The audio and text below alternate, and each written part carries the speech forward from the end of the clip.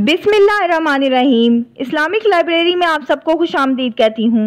Video देखने के लिए मेरे चैनल को सब्सक्राइब कर लें और बेल आइकॉन को ज़रूर क्लिक कर दें ताकि मेरी आने वाली वीडियोस का नोटिफिकेशन आपको वक्त पर मिलता रहे। हज़रत अब्दुल्ला बिन अब्बास रज़ी अल्लाह अन्हुमा बयान करते हैं, सबसे पहले जिस खातून ने कमरबंद इस्तेमाल किया वो इस्माइल अलैहिस्सलाम की वालदा थीं। उन्होंने कमरबंद इस्तेमाल किया ताकि उनके कदमों के निशान सारा अलैहिस्सलाम से पोशीदा रहें। बाद में हज़रत इब्राहीम अलैहिस्सलाम उन्हें और उनके शीरख्वार बेटे इस्माइल अलैहिस्सलाम को ले गए और उन्हें बैतुल्लाह के पास जमजम से ऊपर की तरफ मौजूदा मस्जिद के बलाई हिस्से में एक बड़े दरख्त के पास ठहरा दिया। उस वक्त मक्का में कोई इंसान नहीं रहता था और वहाँ पानी भी नहीं था। आपने उन्हें वहाँ उतारा और उनके पास खजूरों का एक थैला और पानी का एक मशकीज़ा रख दिया। फिर इब्राहीम अलैहिस्सलाम वापस चल पड़े। इस्माइल अलैहिस्सलाम की वालदा भी उनके पीछे चली और कहा, इब्राहीम, आप हमें इस वादी में छोड़कर कहाँ जा रहे हैं?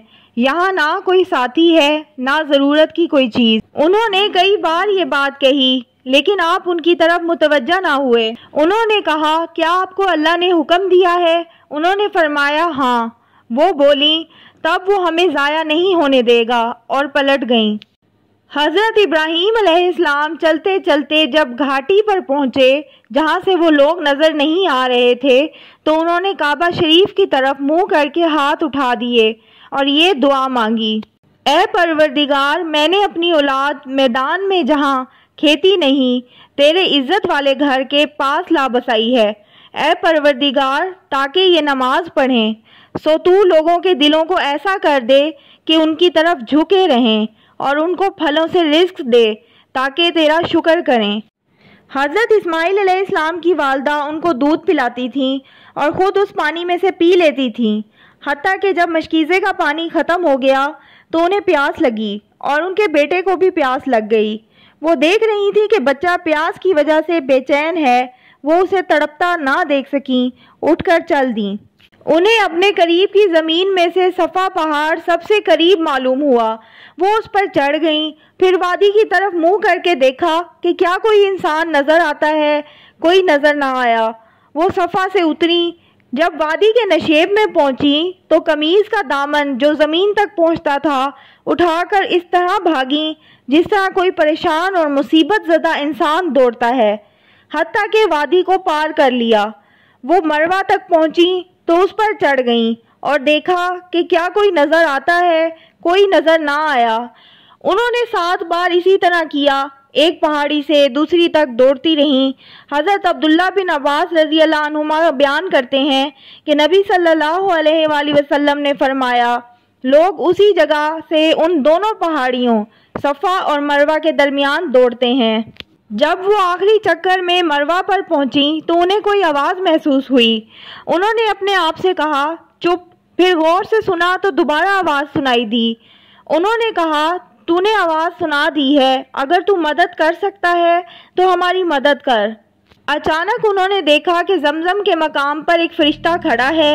उस फरिश्ते ने अपनी एड़ी से या अपने पर से ज़मीन खोदी तो पानी निकल आया। आप उसे हौज़ की सूरत देने लगीं और अपने हाथ से इस तरह रुकावट बनाने लगीं और भर भर कर मशकीज़े में डालने लगीं। जब वो भर लेती तो भरने के बाद फिर पानी निकल आता। हज़रत अब्दुल्ला बिन अब्बास रज़ी अल्लाह अन्हुमा बयान करते हैं कि नबी सल्लल्लाहु अलैहि वसल्लम ने फरमाया, अल्लाह ताला हज़रत इस्माइल अलैहिस्सलाम की वालदा पर रहमत नाजिल फरमाए अगर वो जमजम को बहने देती, या फरमाया अगर वो पानी से चुल्लू ना भरती तो वो एक बहते हुए चश्मे की सूरत इख्तियार कर लेता। रावी बयान करते हैं कि फिर हाजरा ने पानी पिया और बच्चे को दूध पिलाया। फरिश्ते ने उनसे कहा, आप हलाकत का अंदेशा ना करें, यहाँ अल्लाह का घर है जिसकी तामीर ये बच्चा और इसका वालिद दोनों मिलकर करेंगे। अल्लाह ताला अपने लोगों को ज़ाया नहीं होने देता। उस वक्त बैतुल्ला की ज़मीन एक बुलंद टीले की सूरत में थी। सैलाब का पानी आता तो दाएं बाएं से गुजर जाता। इसी तरह वक्त गुजरता रहा हत्ता कि वहाँ से बन्नु जुरहम का एक काफिला और एक ख़ानदान गुजरा। वो कदा की तरफ से आए और मक्का के नशेबी हिस्से में ठहरे। उन्हें एक परिंदा मंडलाता नजर आया तो बोले, یہ پرندہ تو پانی پر منڈلایا کرتا ہے، ہم تو جب بھی اس وادی سے گزرتے ہیں تو یہاں پانی نہیں ہوتا۔ انہوں نے 2 آدمی حقیقت حال معلوم کرنے کے لیے بھیجے تو انہیں پانی نظر آیا۔ انہوں نے جا کر پانی کی موجودگی کی اطلاع دی، وہ سب لوگ آ گئے۔ چشمہ زمزم کے پاس حضرت اسماعیل علیہ السلام کی والدہ موجود تھیں۔ ان لوگوں نے کہا، کیا آپ ہمیں اجازت دیتی ہیں کہ ہم یہاں خیمہ زن ہو جائیں؟ انہوں نے فرمایا، جی ہاں، اجازت ہے، لیکن اس چشمے کی ملکیت پر تمہارا کوئی حق نہیں ہوگا۔ انہوں نے کہا، ٹھیک ہے۔ انہوں نے اپنے اپنے گھر والوں کو بھی وہاں بلا لیا، حتیٰ کہ وہاں کئی گھر بس گئے۔ یہ تھی میری آج کی ویڈیو۔ امید کرتی ہوں آپ کو ویڈیو بہت پسند آئی ہوگی۔ اب آپ سے اجازت چاہتی ہوں۔ اللہ حافظ۔